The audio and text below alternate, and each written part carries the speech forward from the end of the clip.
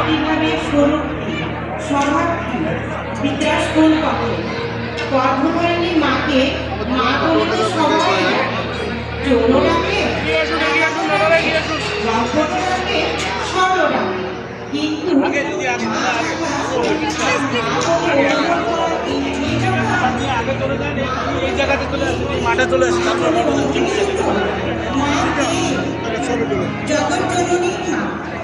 জগৎজননী জগৎজননী বলে অনুভূতি করতে না পারলে মাটাকেও কিছু হয়। মাকে জানতে হবে আত্মশক্তি চিন্ময়ী জননী, পরমানন্দময়ী জননী, ব্রহ্মময়ী জননী। মাকে জানতে হবে ভগবানেরই মুক্ত বিচার, ভগবানেরই করুণাধারার বিগ্রহ, ভগবানেরই দেহজ্যোতির দীপ্তি।